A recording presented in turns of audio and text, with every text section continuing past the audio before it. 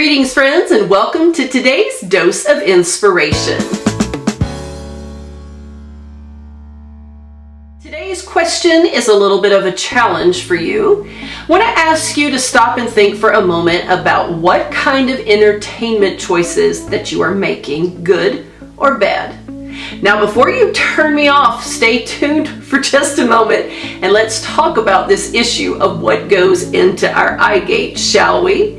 A lot of times people want to excuse off entertainment as simply that, just entertainment, fully unaware that everything that enters through our eye gate or our ear gate is food for the soul. It's either junk food or it's healthy food, and whatever we are intaking is what we are feeding on, and ultimately what we will become. I want you to stop for just a moment and think with me about King David. Most of you will know him as the greatest king ever, but a great many of you will also remember him as the one who had an affair and had a man murdered. That's right, that's the very same David, the giant killer man full of faith, king of Israel who was great in every way, is the very same David that was an adulterer and murderer. How could this be? I believe Psalm 101 verse 3 gives us a very big clue on how his demise unfolded. And it simply states this: I will set nothing wicked before my eyes. He precedes that verse by talking to God about how he will choose to walk upright in his own home, and how that character and integrity is everything and has everything to do ultimately with the life choices that we will make. In David's momentary lack of integrity, he chose to set eyes upon a woman who was not his wife, and from there things seemed to spiral right out of control.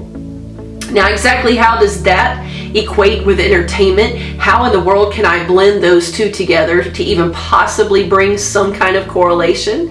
It's actually very easy.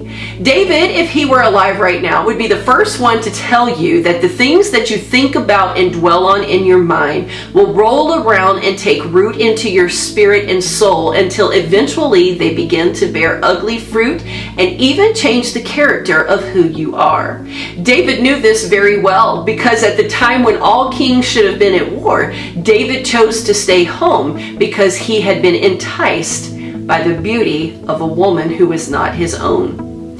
Because David saw her, because he was in a position to view out over the city and to gaze upon the body of a woman who was not his wife, thoughts began to flood his mind, and they rolled around enticing him, and the thoughts reverberated to such a degree that finally David, even though he knew better, took a step and acted in a way completely against the laws of God, the laws of man, and against his own integrity. You know the rest of the story. That one adulterous moment ended up leading to the murder of this woman's husband. And although David still got his act together after that and went on to do great things as the king of Israel, that part of his story is one that a lot of us remember and talk about the most.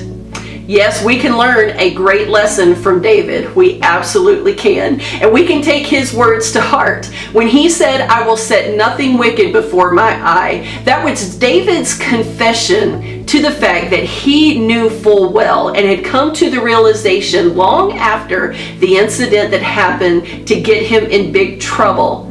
It all started because of what he was gazing upon. So I'm challenging you today. Think about your entertainment choices throughout the day. Think about the movies, the television, even the literature that you're reading. Everything that you are setting before your eyes will definitely have an impact on you. It might cause a slow fade, and it might cause a fade to happen immediately as a roundabout turn.